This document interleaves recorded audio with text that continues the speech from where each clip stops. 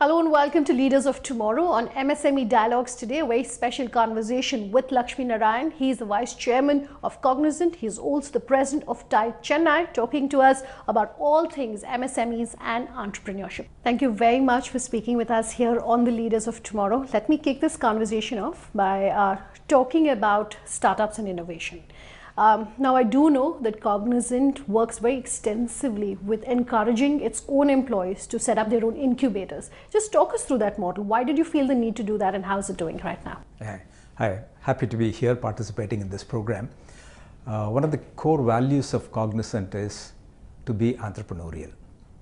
The whole culture and the things that we promote is to have an empowered organization which promotes entrepreneurship and innovation at all levels. So the constant question that we keep asking is, what have you done for your customers lately? What you did yesterday it's gone. What is the new thing? So that promotes that innovation and entrepreneurship. While we encourage that at all levels in the organization, we also encourage people who have bright ideas to try out some of those ideas, to go out and do it in partnership with other individuals and other organizations. So there are two-phase programs. One is what we incubate internally so that newer ideas are developed into products and services and solutions that we can take to a customer or to a set of customers, and where people are very passionate about an idea in an area that Cognizant is not working in, we encourage them to go out and try out those type of ideas. And one such example I can quote is our Chief Innovation Officer, Mr. Sukumar, who used to drive innovation in the company, promote that entrepreneurial spirit. He says, I want to extend this in a very, very specific area of big data and analytics and go out and do something. So we connected him with Chennai Mathematical Institute, one of the leading institutions that develops and creates mathematicians.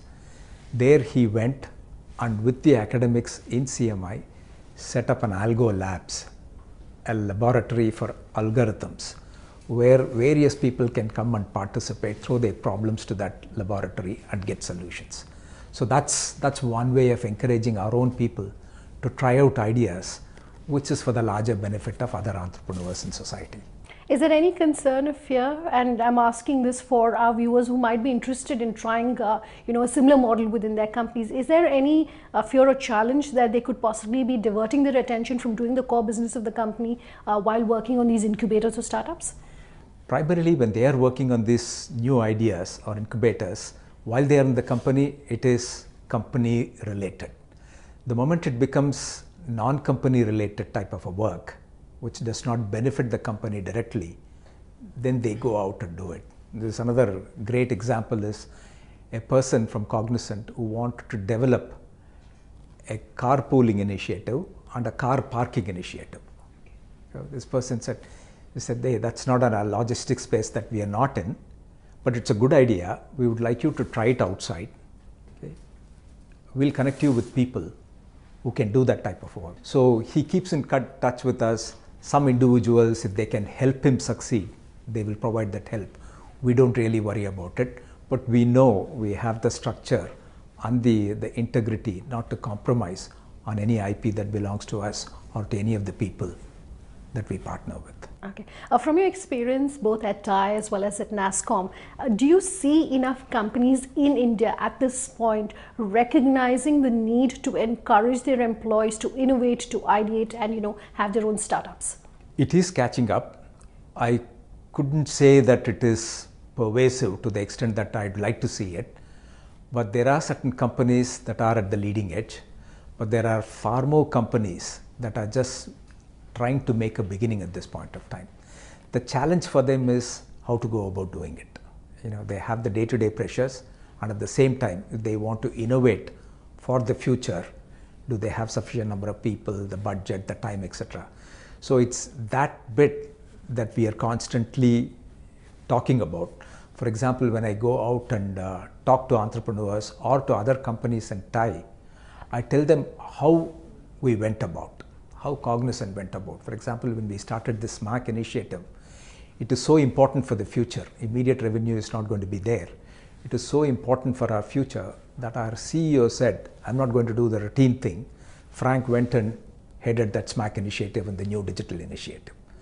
So that's the type of commitment that you have to make, whether you're a big company or a small company. So those are examples that we try to drive into the market, into organizations like TiE, so that people can follow these type of examples and see whatever works for them and adopt that kind of an entrepreneurship or innovation.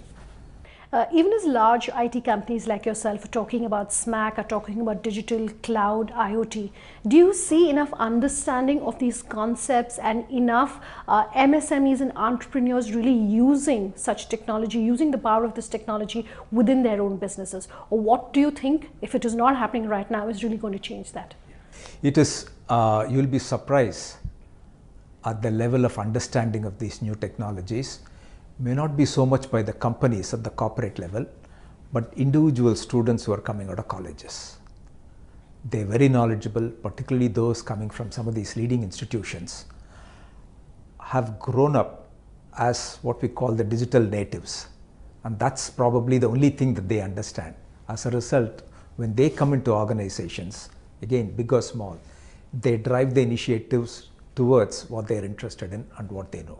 So from that, it has been driven bottom up by the capability, the students and the professionals who have entered the industry that drives the digital agenda of many of these organizations.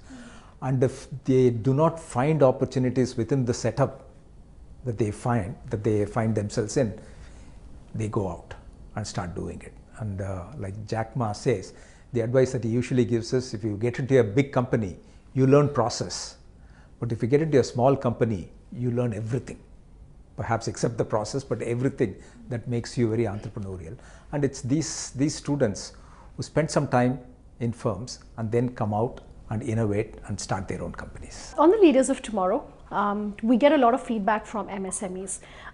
Two of the areas and two of the biggest concerns, really, what we hear from our viewers is as far as finance is concerned, and the second is HR. Let me pick up on finance first. What advice do you have for MSMEs in terms of how they can go about making themselves more, investment ready? Do we see a lot of funds now only chasing technology-related entrepreneurs and entrepreneurial companies? Or what about, say, for those in the manufacturing space? What advice would you have? Right. Now, funding is available across the board for all kinds of technologies.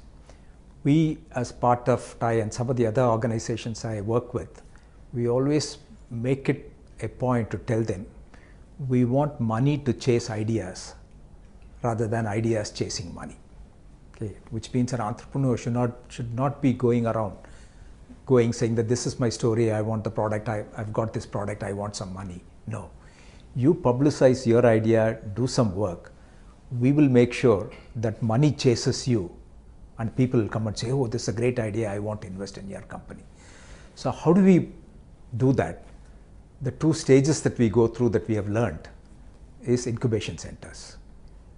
Get anybody with an idea, and if we can provide mentorship and a facility for them to work, we just open it up. When they say this is the idea, we never stand as a judge. We never say this is a good idea or a bad idea. All that we tell them is, you have an idea, no idea is born big or small, you can make it big. Or if you don't do properly, you don't work, you don't have the right team, it will turn out to be only a small idea. So we won't stand in judgment, come in and work. Now when you have a sufficient number of these incubators or companies that are trying out, then we let loose the investors or the people with the money. They'll just rush, look at the entrepreneurs, look at the ideas and say, oh, this is something that I like, I want to fund it, I want to fund this, I want to fund this. So it's the idea is important and the people, the entrepreneurs are important, money comes automatically. And the people should be willing to share their story openly and honestly.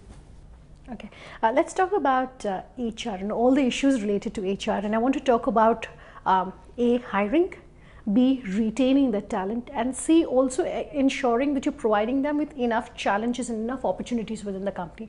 We spoke about it very briefly in terms of the startups, but the feedback that we get from our viewers is that they're not able to offer the kind of salaries, for example, that the fancier startups or the e-commerce companies are offering. They're not able to offer the kind of roles that these companies are offering. In such a scenario, what advice would you have about hiring and retaining of talent?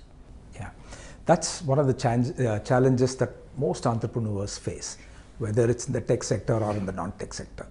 Getting the right talent and retaining them is always a big problem.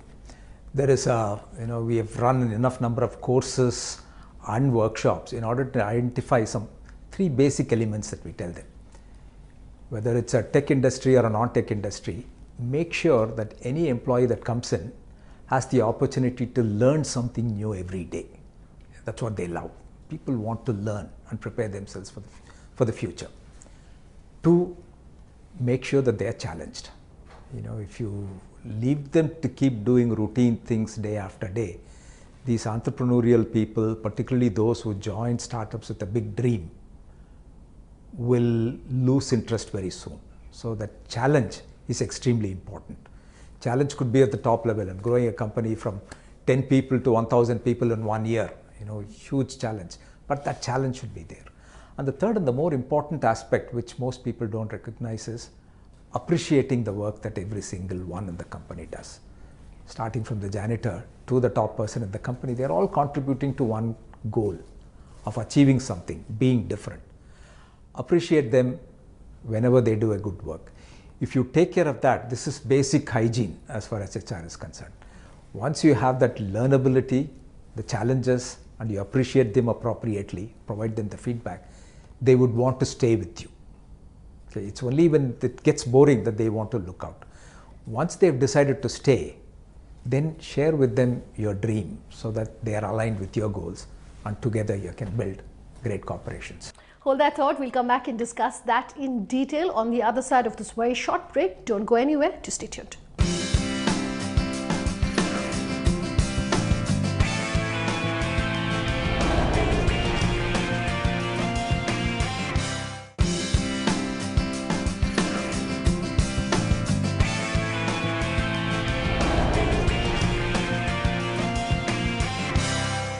Welcome back. You're with us here on MSME Dialogues, and I'm in conversation with Lakshmi Narayan, the Vice Chairman of Cognizant. He's also the President of TiE right here in Chennai, talking to us about MSMEs encouraging entrepreneurship as well as innovation. As we're talking about HR, I also want to talk about training of the employees within the organization.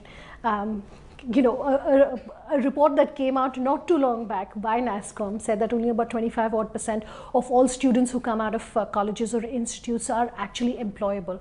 In a situation like this, can MSMEs and entrepreneurs afford to train employees at their own cost? The training is something that every single organization will have to do. Again, big or small, including the entrepreneurial companies. Even if it's a 4 or 5 member shop, they have to invest in people to make sure that they learn every day and challenged every day, etc. But that situation has changed quite dramatically. I can quote that one of the Times of India report, which came out recently, which compared the 3 states for engineering students, and said in the state of Tamil Nadu, 123,000 odd people passed out of engineering colleges, 60% of them got placed. Karnataka, some 83,000 engineers passed out, 58% got placed, and in Andhra Pradesh a similar number, more than 50%. So as a result, there are enough opportunities. Education system and some of these colleges are well developed, so much so that the employability has gone up quite dramatically. But at the same time, there are colleges which students have started shunning. They say, no, this is not the type of institution that I want to get into. Again, if you look at numbers, about 45% of the engineering seats in colleges in Tamil Nadu will go vacant this year, which is a huge number. Their market is determining. The market forces are determining which institutions will survive, where the students are going, etc. And that is a very, very clear-cut indication. There is nothing that anybody need do. Government need not interfere, industry need not interfere, the market forces are taking advantage. People know where to go in order to get employment, etc. That is there. What is the education system right now doing, both primary as well as secondary, to inculcate more entrepreneurs? I know that higher education, and while the IITs may represent a very small slice really of all the higher education and students in the country, they still, for example, have the incubation cells. What about primary education and the role it has in encouraging entrepreneurship? Right. No, that's a very important question.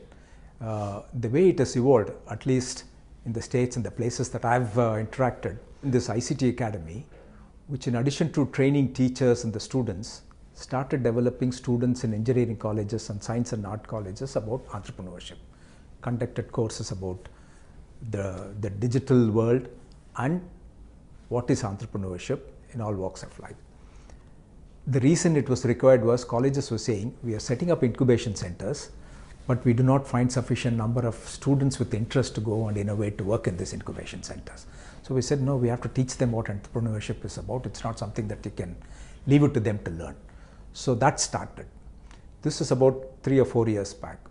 And now the new requirement is, the same colleges, the principals are coming back and saying, it's good, they're working, but it'd be so much better if when they come out of school, they have some idea of entrepreneurship. It will be so much better if we don't have to teach them basics about entrepreneurship when they come to college. So we have extended the program and now going to schools in standard 11 and 12 and conducting specific packages about entrepreneurship for all the schools. There are very many schools that have adopted this program. So we give them an opportunity to learn about entrepreneurship, about running a business, about creating ideas, etc. We don't necessarily expect all of them to get into that line, but at least they should know that they have that option, what it is about. And when they get into college, they are better equipped to learn about it and extend their careers in those areas. I know NASSCOM works very closely with the government when it comes to helping frame the regulatory environment. But can you talk to us about what NASSCOM is doing in terms of encouraging more entrepreneurs and startups? Yeah. NASSCOM has done a phenomenal work, primarily in 2 areas that I can talk about. NASSCOM's 10,000 startup program, okay, it's an enormous success. It's already started scaling. It has established these centers in various cities, in Delhi, Bombay, Bangalore, Hyderabad, etc. Chennai center is operational. Chennai, NASSCOM is collaborating with the IT industry and another organization called ELCOT in order to develop this 10,000 square feet of space that is made available with all the facilities to startups. So the way it works is, the facility is created, there is a steering committee. I chair that steering committee. We get applications. We get something like 150 applications every month. We scan through that, identify those that would benefit from the incubation center, call them, they make a presentation to the steering committee, and then if we like them, we say, come in. They just have to pay something like 3,500 rupees per seat per month. Wi-Fi is available, power is taken care of, there are pantry facilities, there's canteen facilities, etc. You can work 24/7, no restrictions. So that's encouraging a lot of people to come in. Now the 10,000 square feet center that we started with, yesterday we had the last steering committee meeting, it's already full. So we approached the government and said we want some more space. So they're identifying more space in Chennai. They're saying let's go to Coimbatore. Coimbatore, they have a facility, we'll provide space, let's set up the next incubation center. So as a result, the facilities for new startups are available in all these cities. Where it's not available, it will become available very soon. On the second aspect of initiative with the government, these startups, what they do not want to do in the first 1 or 2 years is to sign hundreds of documents, register a company, go to so many authorities, get permission, etc. That's something that they dislike. And 2, from our perspective, out of the 20 or 30 companies that start, maybe at the end of 2 or 3 years, only about 2 or 3 or 4 or 5 may survive. So why do we have to put all the 30 companies through the rigmarole of creating name, etc.? So what we recommended to NASSCOM as a group was, give a 3-year moratorium for all these startups. You're giving a tax break is all right, but then these companies are not going to be profitable in the first 3 years anyway. Even if they are profitable, they'll plow back the money, and so tax break is not a great incentive. But give them a moratorium. Don't ask them any questions. But tell them, you have to understand the rules. We provide all the rules that are relevant to your industry, conduct courses and workshops, be compliant. But we won't come and check, and we won't ask for documents. But closer to end of 2 year, beginning of 3 year, we'll start coming back and asking you, have you registered, are you compliant, etc.